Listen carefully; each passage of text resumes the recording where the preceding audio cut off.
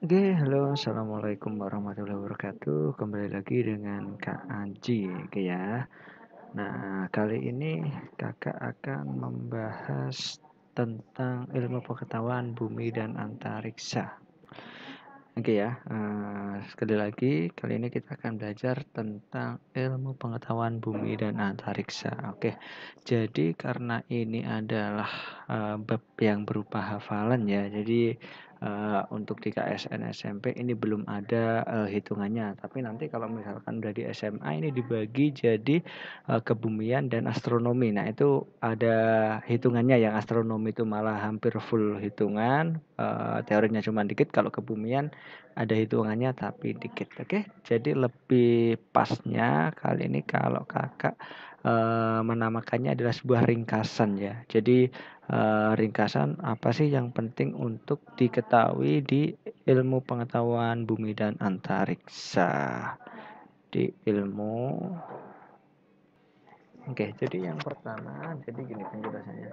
Di luar angkasa itu terdapat berjuta-juta galaksi, kayak. Jadi catatan yang pertama yaitu di luar angkasa, di luar angkasa terdapat berjuta-juta galaksi. Jadi terdapat berjuta-juta galaksi.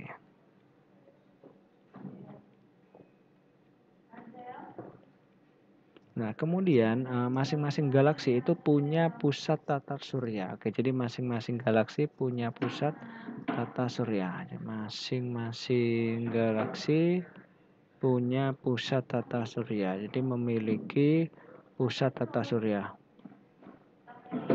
Di manakah kita, Kak? Kita berada di galaksi Bima Sakti. Jadi kita ada di galaksi Bima Sakti. Oke ya, galaksi kita itu namanya adalah galaksi Bima Sakti atau nama lainnya adalah Milky Way. Milky Way. Oke, kemudian di galaksi Bima Sakti ada bintang paling besar namanya Matahari. Oke ya, di galaksi Bima Sakti terdapat bintang besar namanya adalah Matahari. Oke, nah kita sudah mulai mengerucut ini ya. Matahari yang menjadi pusat tata surya. Di Matahari itu ada bintang paling besar di galaksi Bima Sakti. Kenapa kok matahari ini bisa disebut bintang? Nah, karena dia bisa menghasilkan cahaya sendiri. Jadi matahari kalau dijelaskan lagi ini termasuk bintang. Nah, alasannya adalah karena menghasilkan cahaya sendiri. Menghasilkan cahaya sendiri.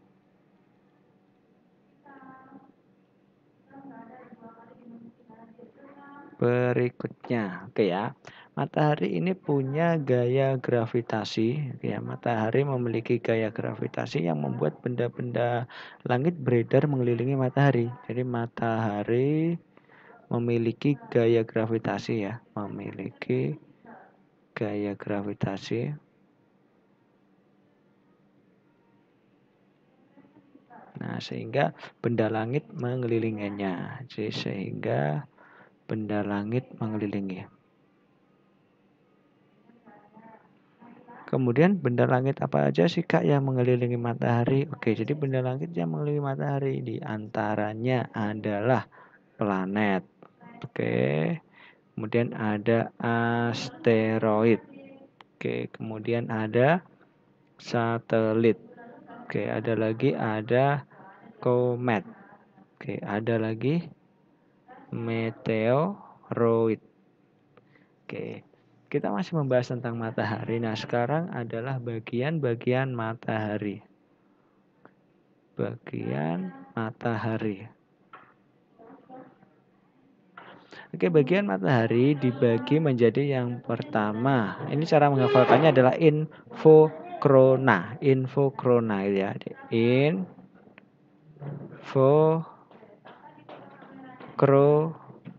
Nah, yang nah itu ada di terakhir. Ini cuma buat mempermudah saja. Jadi yang pertama adalah inti matahari. Kemudian yang kedua adalah fotosfer. Yang ketiga adalah kromosfer. Dan yang terakhir adalah korona. Jadi kalau dikatakan corona ada sejak kapan? Ya sejak berjuta-juta, bermiliar-miliar tahun yang lalu. Tapi itu corona yang berbeda, bukan corona yang virus yang sedang viral saat ini gitu ya. Oke. Ciri-cirinya bagaimana sih Kak? Inti matahari. Inti matahari ciri-cirinya suhu tinggi. Suhu tinggi, kemudian dia sebagai sumber energi. Sumber energinya matahari itu ya ada di inti. Kemudian fotosfer, ciri-cirinya adalah terdapat bintik matahari. Jadi bintik matahari itu ada di fotosfer. Bintik matahari. Kemudian kromosfer, saat gerhana matahari total dia tampak seperti gelang merah ya. Saat gerhana matahari total,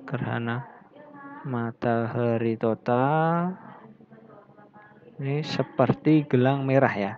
Seperti gelang merah.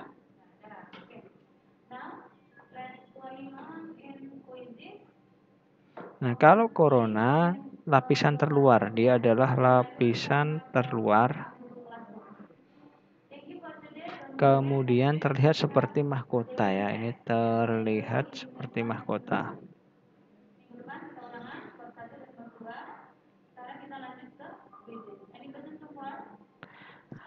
Oke, ini hanya ringkasannya. Kemudian selanjutnya kita membahas tentang planet. Kayak planet yang mengelilingi matahari. Oke, planet yang mengelilingi matahari. Jadi yang pertama diawali dari Merkurius. Merkurius itu adalah planet terdekat. Kemudian yang kedua ada Venus. Ini adalah planet terpanas ya. Dia adalah planet terpanas. Atau sebelumnya kita bahas bahwa Venus itu disebut juga dengan bintang fajar atau bintang kejora atau bintang senja. Bintang fajar banyak ya namanya. Bintang fajar, bintang kejora, bintang senja. Apa sih Kak alasannya Venus kok disebut bintang fajar, kejora, senja? Karena dia itu dapat terlihat tanpa alat bantu saat fajar atau senja. Oke, jadi Venus itu bisa dilihat tanpa alat bantu saat fajar dan senja dari bumi maksudnya gitu. Kemudian dia juga disebut planet terpanas. Nah, kenapa kok dia disebut planet terpanas padahal yang paling dekat dengan matahari, planet terdekat matahari itu adalah Merkurius. Nah, karena banyak gas rumah kacanya ya di sini ya. Alasannya adalah banyak gas rumah kaca. Banyak gas rumah kaca. Selanjutnya adalah arah rotasinya. Ya, arah rotasinya juga unik Venus itu. Arah rotasi berbeda dengan planet lain. Beda dengan planet lain. Bagaimana ke arah rotasinya Venus dari timur ke barat? Jadi kebalikannya. Timur ke barat. Timur ke barat.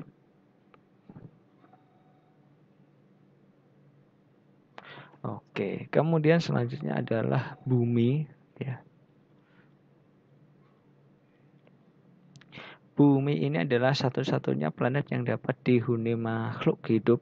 Jadi satu-satunya planet yang dihuni makhluk hidup. Jadi ya ciri-cirinya dihuni makhluk hidup.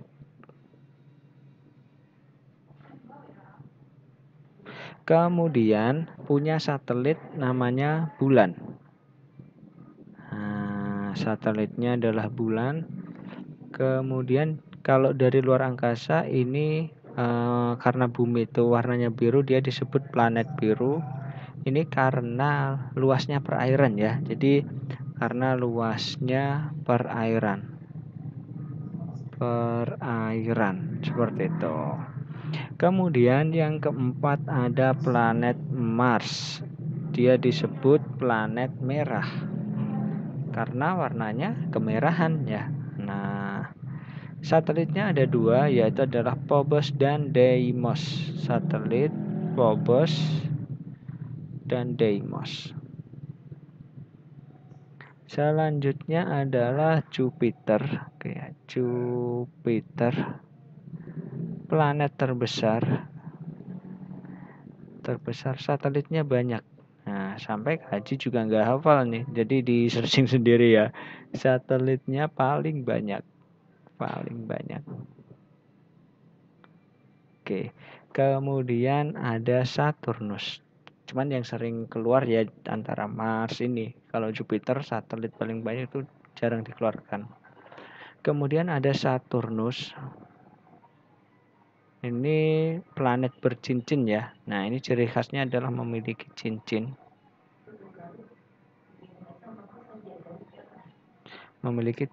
Nah, sebenarnya cincinnya Saturnus ini adalah bongkahan es dan batu. Jadi ini adalah bongkahan es dan batu.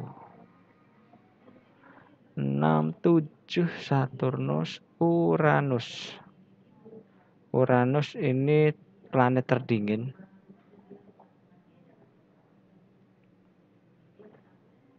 Dan yang terakhir adalah Neptunus. Buma Yusau Nep ya, Neptunus. Dia adalah planet terjauh. Ini hanya ringkasan jadi seperti ini ya. Nah, ringkasannya. Oke, silahkan di screenshot buat arsip atau buat apa seperti itu. Berikutnya adalah planet sudah, sekarang ada benda langit lain yang mengelilingi matahari ya. Kemudian kita bahas adalah asteroid. Asteroid adalah batuan yang melayang di antara orbit Mars dan Jupiter. Jadi ini batuan yang melayang. Jadi ini banyak batuan, aslinya kan jumlahnya banyak ya. Jadi batuan banyak yang melayang di antara orbit Mars dan Jupiter.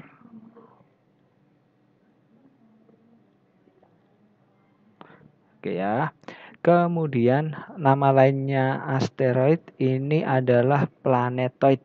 Oke ya, disebut juga planetoid karena mirip planet yang kecil gitu ya. Karena atau planet kerdil. Nah, karena terlihat seperti sabuk,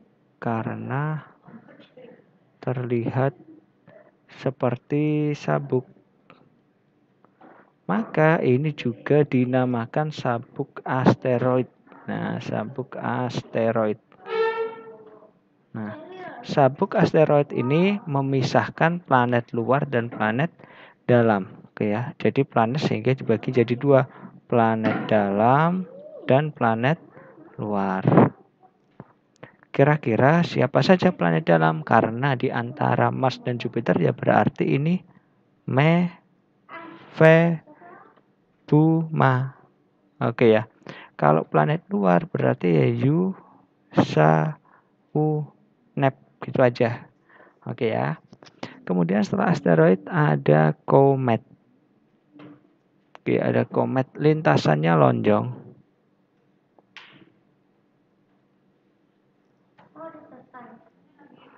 Disebut juga bintang berekor. Kemudian arah ekor selalu menjauhi matahari. Jadi arah ekor menjauhi matahari.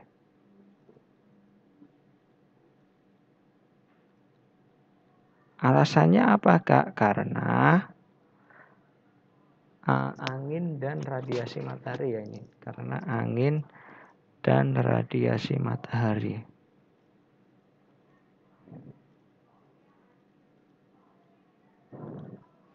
Kemudian meteoroid. Sini sajalah.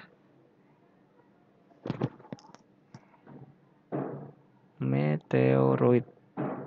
Oke, meteoroid adalah asteroid yang tertarik oleh gaya gravitasi bumi. Jadi meteoroid itu adalah asteroid yang tertarik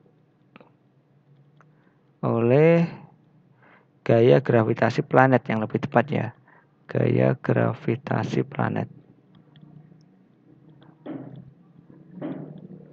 Nah, kemudian kalau yang berhasil masuk ke area planet tersebut itu namanya adalah meteor. Di meteor adalah meteoroid yang terbakar, ya, meteorit yang terbakar karena bergesekan dengan atmosfer bumi. Ini kalau yang di bumi, atmosfer bumi.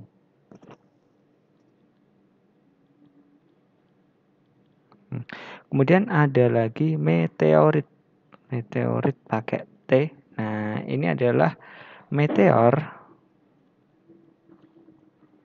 yang tidak habis terbakar. Jadi masih ada sisa atau batuan yang sampai ke bumi ya.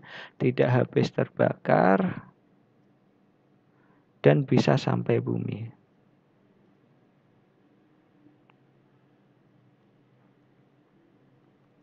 Oke, jadi kurang lebih seperti ini.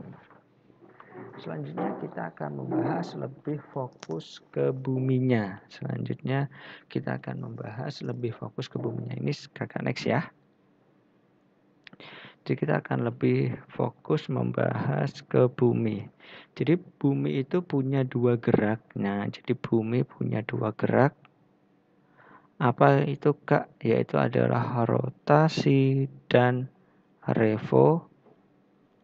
Oke, kita bahas satu-satu dulu. Yang pertama adalah yang gerak rotasi. Jadi gerak rotasi adalah berputar terhadap porosnya. Berputar terhadap porosnya. Jadi tidak mengelilingi tapi muter sendiri ya terhadap porosnya. Arahnya adalah barat ke timur atau berlawanan jam. Nah, berarti kalau yang Venus tadi searah jam gitu ya. Kemudian sumbunya atau sudutnya 23 derajat dari tegak lurus ya. Jadi tegak lurus.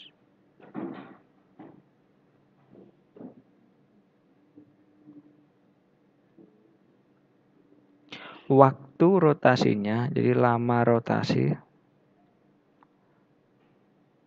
1 hari atau kalau dijabarkan 23 jam 56 menit. Oke, ini adalah rotasi. Nah, bumi berputar tapi kita kok nggak ngerasa Kak. Ya, jadi rotasi tidak terasa.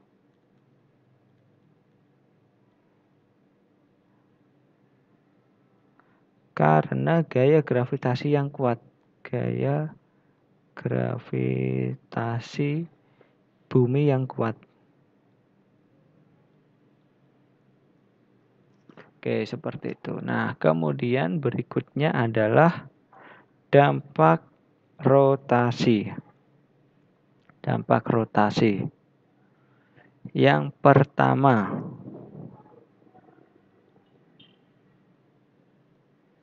terjadinya siang dan malam. Nah, jadi kalau pas menghadap matahari ya jadi siang, yang di belakangnya matahari nanti akan malam. Kemudian ada gerak semu harian matahari.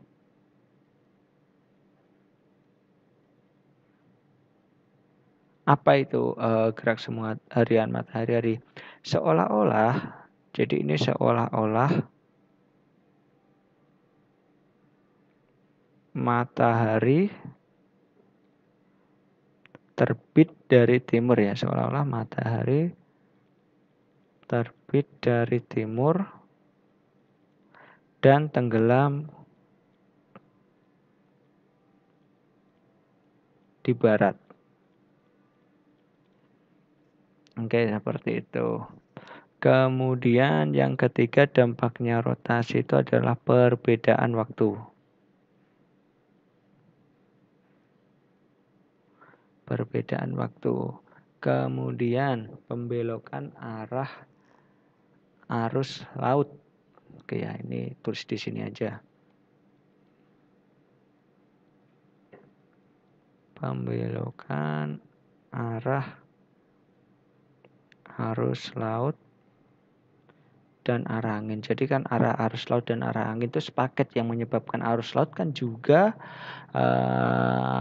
angin gitu ya. Jadi kalau di utara itu searah jam, di utaranya khatulistiwa ya. Jadi kalau selatan berlawanan jam.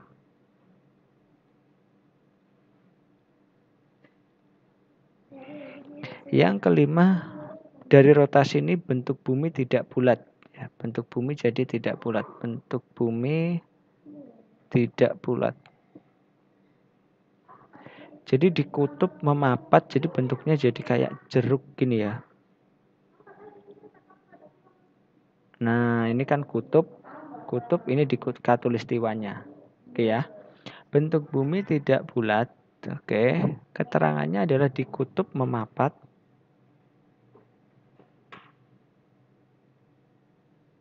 Kemudian khatulistiwa mengembang.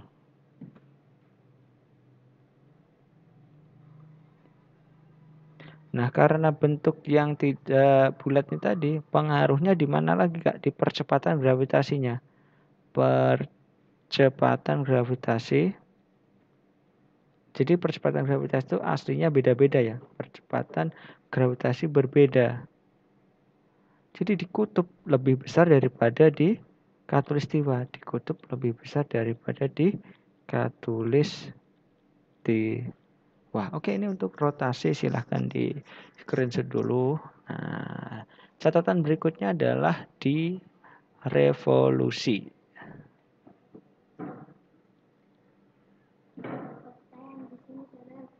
Penjelasan dari revolusi yaitu adalah ya gerak mengelilingi matahari ya. Jadi revolusi itu artinya bumi mengelilingi matahari.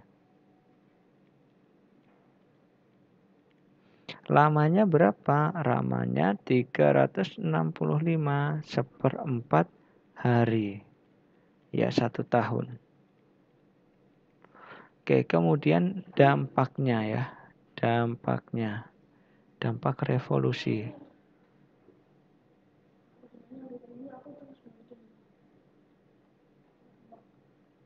Dampak revolusi yang pertama adalah perbedaan waktu siang dan malam. Perbedaan waktu siang dan malam. Jadi kebetulan saja di Indonesia itu kurang lebih siangnya 12 jam, siang 12, malamnya 12 jam. Andaikan berbeda ya paling berapa menit gitu ya. Itu di Indo.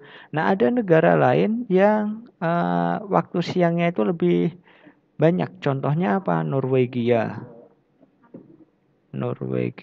kemudian Finlandia, kemudian Swedia. Nah, ini waktu siang lebih lama daripada malam. Bahkan ada yang siangnya itu 20 jam. Jadi malamnya 4 jam. Wah, nggak enak ya. Nah, oke. Kemudian perubahan rasi bintang.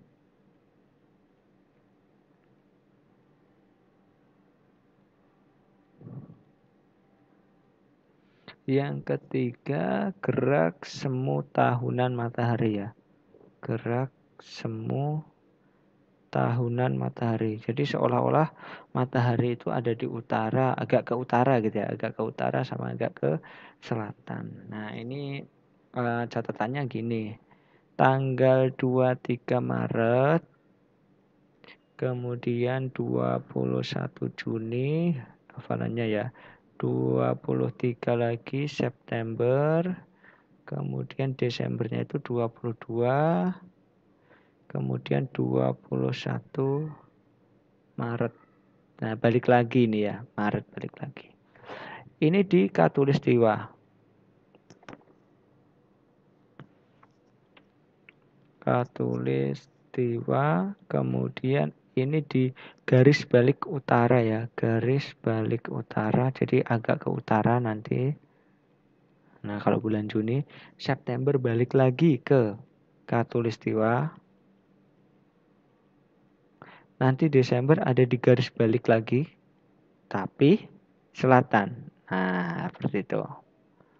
Kemudian ya balik lagi ke Katulistiwa karena udah Maret Katulistiwa seperti itu. Oke, kemudian perubahan musim. Perubahan musim. Jadi pengaturan musim itu seperti ini.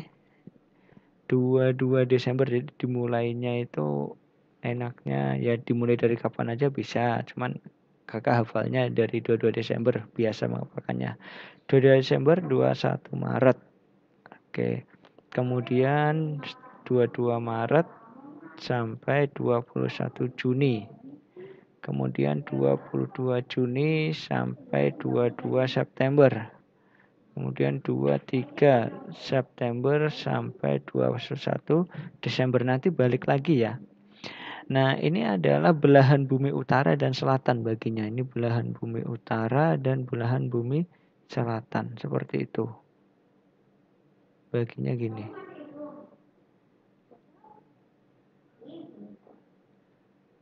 Oke. Ini di utara dingin, berarti di sini panas. Di sini semi, berarti di sini gugur.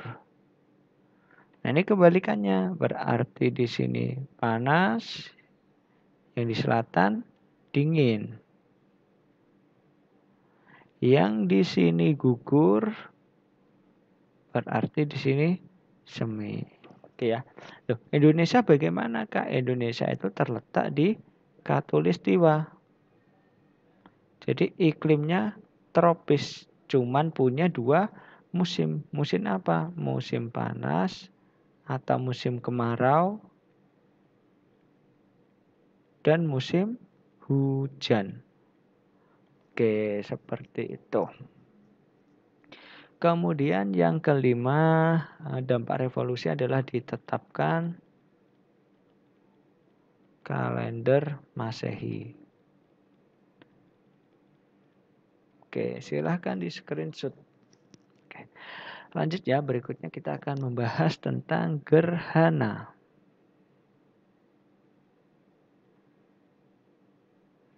Gerhana ada dua macam ya. Yang pertama adalah gerhana bulan. Gerhana bulan terjadinya ya malam karena bulan kan kelihatannya malam. Oke, posisi gerhana bulan itu seperti ini. Oke, jadi seperti ini ya. Nah, ini contoh yang pertama adalah ini gerhana bulan penumbra. Jadi dia ada di posisi penumbranya. Jadi kalau umbra itu daerah yang memang gelap tidak dilewatin matahari. Kalau penumbra itu adalah daerah yang dilewatin matahari tapi tidak semua sinarnya. Jadi hanya sebagian atau enggak full gitu ya. Kalau ini gerhana bulan sebagian berarti dia di antara umbra dan penumbra. Kalau ini gerhana bulan total. Jadi dia benar-benar ada di umbra. Oke ya, seperti itu. Ini adalah penampakan gerhana bulan penumbra. Ini adalah gerhana bulan sebagian. Dan ini adalah gerhana bulan total atau umbra. Oke ya. Nah, kemudian seperti ini. Dihafalkan kalau gerhana bulan itu bumi yang di tengah gitu aja. Oke ya, next kita ke gerhana matahari.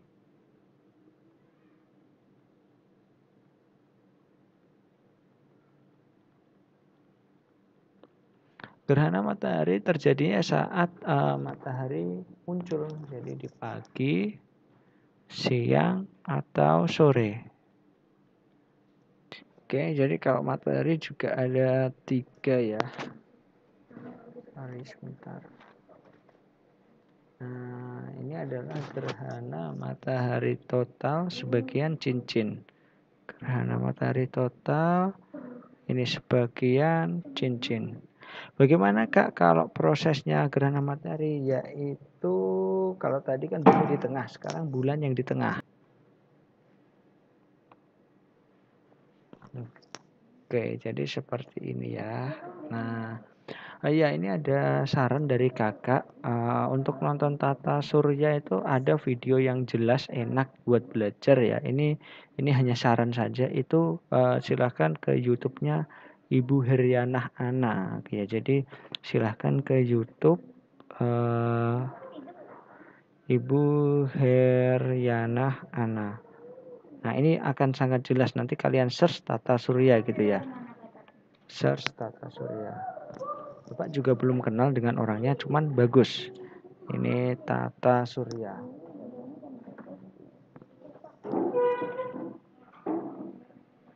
Oke, seperti itu. Next ya. Oke, untuk pasang surut air laut ini ada pasang tertinggi. Jadi kan akibat dari gravitasi bulan ya, karena bumi itu berotasi, jadi bumi itu mengalami 2 kali pasang, 2 kali surut dalam 1 hari. Ini pasang surut air laut. Pasang surut air laut. Ini penyebabnya adalah gravitasi bulan. Gravitasi bulan. Nah, dalam 1 hari itu mengalami 2 kali pasang, 2 kali surut. Nah, kapan pasang dan kapan surut itu seperti ini. Pasang tertinggi terjadi saat pasang purnama atau pasang tertinggi. Ini ya, saat bulan baru dan bulan purnama. Oke. Nah, kalau pasang terendah atau pas surut tuh ini. Oke, pasang perbani. Oke. Gambarnya jadi posisinya seperti ini ya. Diingat-ingat kalau posisinya gini itu pasang tertinggi, kalau posisinya ini pasang terendah. Oke. Cukup sekian, terima kasih. Wassalamualaikum warahmatullahi wabarakatuh.